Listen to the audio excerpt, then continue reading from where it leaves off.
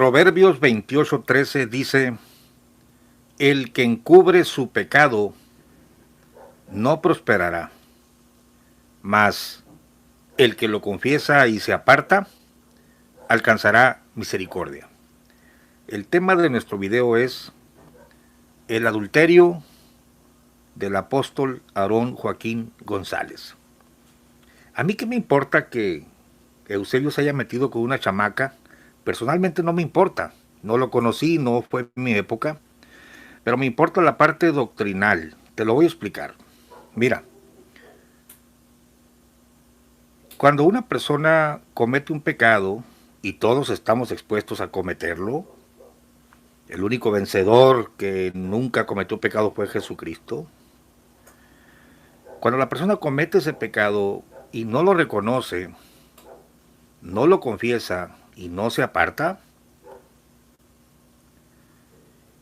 queda detenido con la cuerda de su pecado,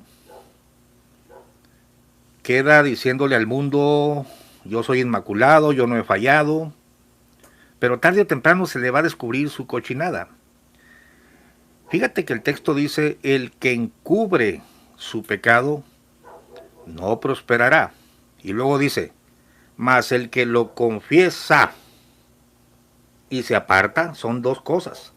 El que lo confiesa y se aparta, porque yo haciéndome vivo puedo cometer un pecado, meterme con una chamaca, hacerle un baby y apartarme muy despichadito, mandarla a Tapachula y decir, aquí no ha pasado nada, señores, que siga la fiesta, sigo siendo el gran líder. No es nomás que te apartes. El texto dice así, el que encubre su pecado no prosperará, se va a quedar atorado espiritualmente, moralmente. Dice, mas el que lo confiesa, tienes que reconocerlo ante todo, no te hagas tonto. El rey David cuando pecó con Betsabé, muy despichadito, trató de emborrachar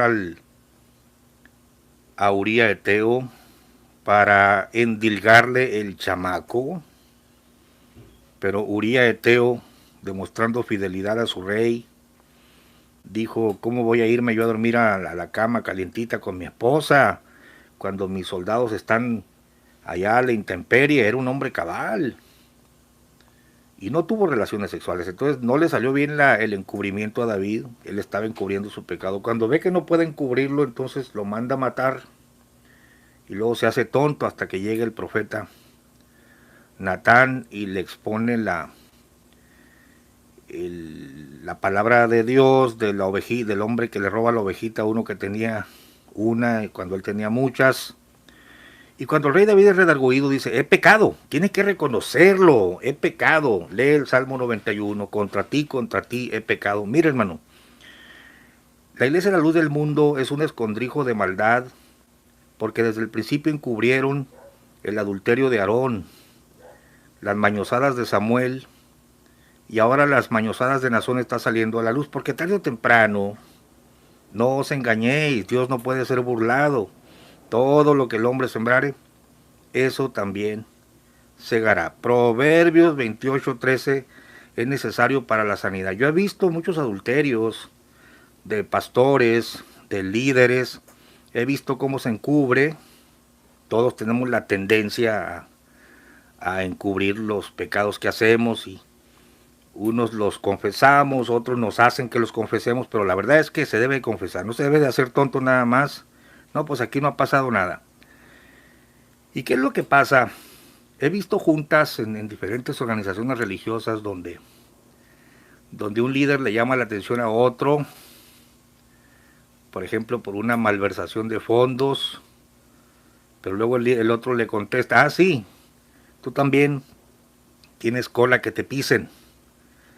Si vas a hablar esto, yo también voy a hablar esto. Y entonces hay colas cubiertas, todos se cubren la cola el uno al otro. Es decir, cuando un líder religioso comete un pecado y los que están alrededor de él lo encubren, él se encubre y también los otros lo encubren, los achichincles, ellos se hacen culpables, se hacen responsables, unos guardan eso como un arma Y luego cuando vieron que el líder pecó, lo encubrieron por intereses múltiples. Entonces ellos dicen, bueno, si el líder pecó, pues ¿por qué también yo no me voy a echar otra canita al aire? Y toda la organización se empieza a corromper. Tú te metiste con esta muchacha, yo me voy a meter con otra. Y los pastores empiezan a meter.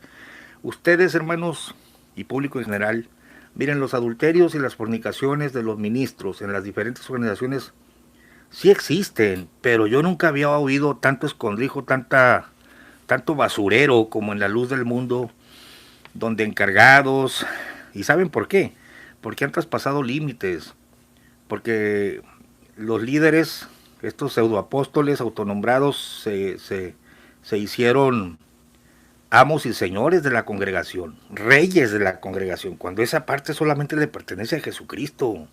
Ni siquiera Pablo y Pedro andaban con esos aires de grandeza, esas pasarelas. Entonces, si le robaron la honra a Jesucristo, que no te vayan a robar la mujer a ti si te dejas. Entiende que está llena de corrupción desde el punto de vista de la usurpación que han hecho de Jesucristo. Entonces, a mí no me interesa que el señor Joaquín se haya metido con una chamaca. Para mí es muy común, es un hombre común, falló, no me asusto. Pero sí me importa este punto, la sanidad. Si tú encubres tu pecado no vas a prosperar. Y eso es lo que pasó. Ahora entiendo por qué está tan podrida esta organización religiosa, porque desde sus inicios venía un virus infectando las entrañas de esta organización. Y esto le pasa a muchos movimientos. Ya te dije, se van cubriendo los pecados en vez de confesarlos y apartarse, y no hay sanidad. El punto que me interesa es que entendamos Proverbios 28:13 para sanidad, y también que de una vez por todas la gente de la luz del mundo entienda que estos señores, Aarón, Samuel y Nazón, no son divinos, son hombres comunes y corrientes, mortales, pecadores, que necesitan un salvador, necesitan arrepentirse de sus pecados. Vamos al punto. Mira el hermano Chema, la primera vez que él menciona el adulterio de Aarón. Te estoy leyendo en el esbozo histórico de la iglesia El Buen Pastor, página 6. Por algún tiempo el hermano Aarón estuvo en comunión con la iglesia cristiana espiritual, pues en algunas ocasiones llegó a concurrir a las convenciones que celebraba dicha iglesia en Torreón, Coahuila, y en el año de 1937 fue visitado por el hermano Francisco Borrego y otro hermano de apellido Botello, en su carácter de supervisor de la obra, pues ellos deseaban conocer el estado de la iglesia, referente a la doctrina y disciplina establecida en la misma. Pero el hermano Aarón, en un sentimiento de santidad y pureza de corazón, fíjate que no habla mal de él, habla bien de él, había ya establecido en la iglesia una doctrina y disciplina más estricta y con más fundamento bíblico, y aunque mucho discutieron sobre el particular, ya no fue posible tener ningún acuerdo con ellos. Y desde esa fecha, el hermano Aarón determinó separarse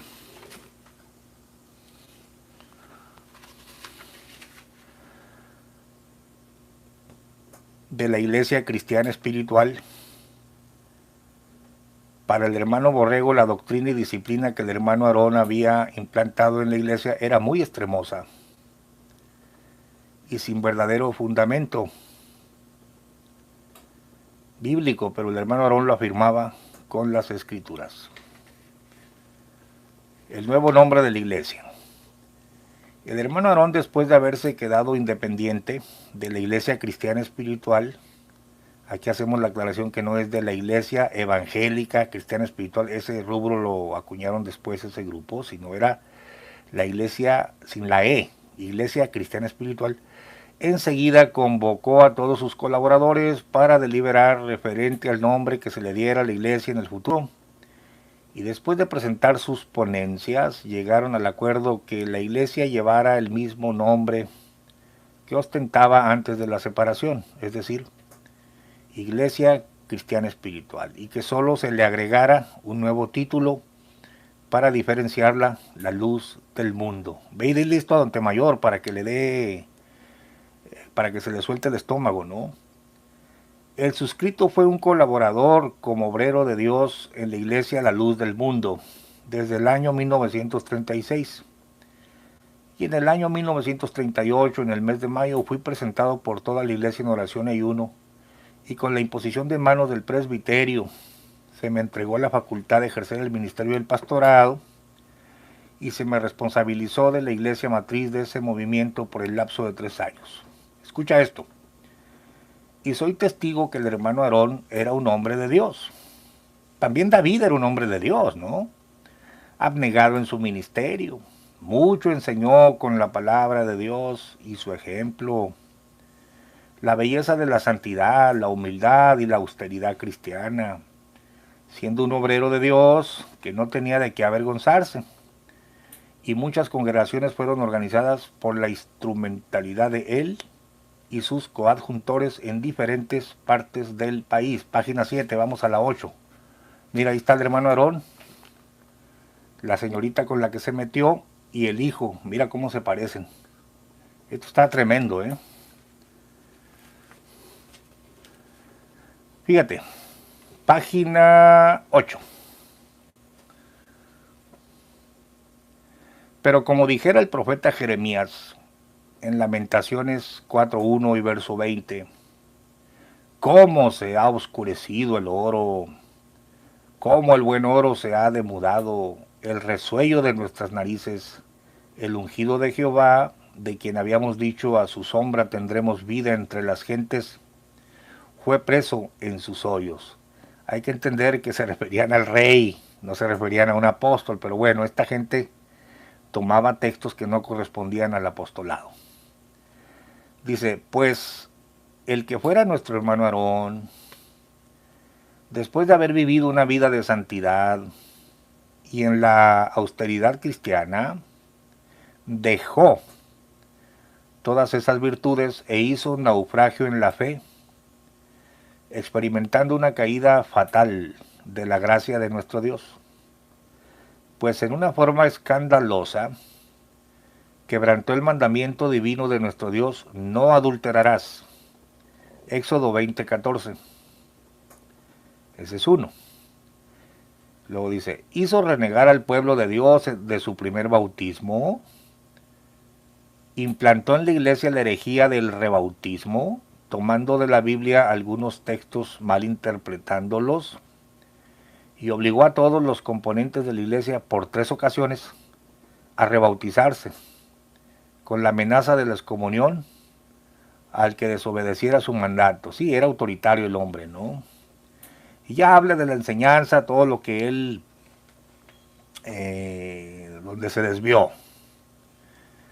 Vamos al punto del adulterio, para que veas, para que ya te bajes de ese sueño de que tus apóstoles son inmaculados y que no pecan. No se trata aquí de hacer un video, ay, se metió con la señorita. Es tan común esto de que los líderes se metan con señoritas quinceañeras. Yo lo he visto tantas veces, gracias al Señor nos ha guardado a nosotros. Pero no por eso vamos a decir que nosotros somos inmaculados. Todos cometemos pecado, hermano, y tenemos que arrepentirnos. Pero ya cuando te metes con una señorita, una mujer que no es la tuya, evidentemente ya tienes un problema más grave y tienes que confesarlo y apartarte, no nada más apartarte como el gato que hace su gracia y le echa tierra, ya está todo solucionado, que al cabo la iglesia nunca se va a dar cuenta. Se van a dar cuenta por medio de estos videos, por medio de documentos, pero lo peor de todo es que no hubo sanidad para el hermano Aarón. Nadie le ministró, no había otro siervo de Dios que le dijera, oye Aarón, la regaste, ¿por qué te metiste con esta señorita? Ah, no, pues yo soy el santo varón que nadie me puede decir nada a mí. Estás equivocado, tienes que arrepentirte de tu pecado. Bueno, entonces te leía ayer de que la señorita Avelar llega, lo voy a leer otra vez para pasar a otro documento. Otra vez la página 23, aunque parezca redundante, pero es importante. Página 23. En cierta ocasión que estábamos reunidos con el hermano José María, llegó la hermana Lupe Abelarde saludándonos y el hermano José le dijo, hermana Lupe, ¿qué anda haciendo por acá? Y ella le contestó, hermano, supe que se habían separado de Joaquín Aarón y me sentí apoyada, ya que yo también estaba en desacuerdo, pero no decía nada por miedo a que me quitaran a mi madre, porque sepan que sí lo hacían con aquellos que no consentían sus procederes, les retiraban a sus seres queridos, hijos, maridos, padre o madre, envolviéndolos, cautivando sus mentes y se los llevaban con ellos, alejándolos de sus familias. Por eso Lupe tenía razón en su temor. Y siguiendo con la conversación, ella sintiendo confianza y ya que la falta que a cargo traía, ya que no la soportaba y tratando de aliviarla, nos confió su secreto, señalando a un pequeño que la acompañaba. Miren, este niño que es mi hijo lo es también de Joaquín Aarón, del que se dice siervo de Dios. O sea, Guadalupe habló, pues. Nosotros quedamos sorprendidos sorprendidos, incrédulos, pero al observar bien al niño, nos dimos cuenta que tenía su mismo color y su misma fisonomía. Y ya no tuvimos duda alguna, el niño se llamaba Abel, tendría 4 o 5 años. Así fue que nos dimos cuenta del pecado de Aarón. A ver, obsérvalos. Esta es la señorita Abelar, esta que ves en la foto. Este es el viejo cochino, mañoso. Y este es el fruto, el producto. Mira, ahí está abajo. Pues es el vivo retrato, ¿no? Mira. Ahí está el apóstol de la restauración. Ya bájate de la nube de que eres inmaculado, enviado del cielo. La señorita Velar tiene ojos muy tiernos, debió ser bonita. Parece como que la agarró de 12 años. Te voy a leer ahora. El libro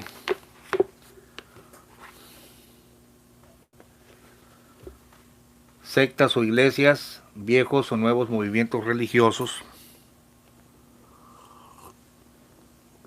de Helio Masferrer Can. Permíteme, te voy a dejar la foto y para que veas cómo se parece. Te leo en la página 288.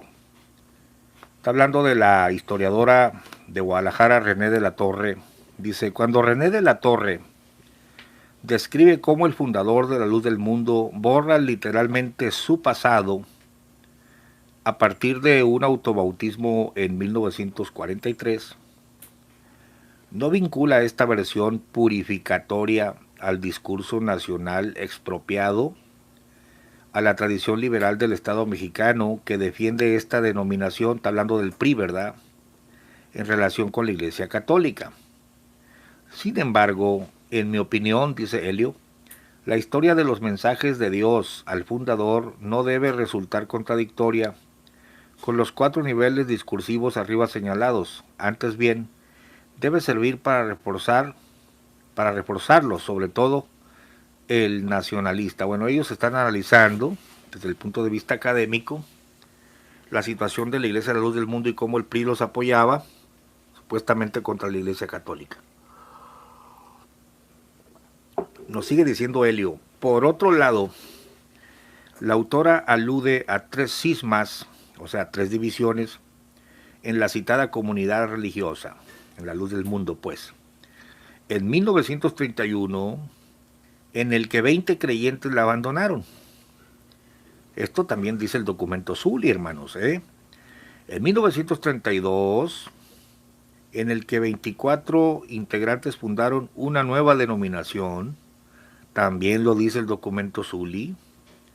Y en 1942, cuando desertaron 250 fieles. Este es la Iglesia del Buen Pastor, el libro que te acabo de leer. En el 42, todo concuerda.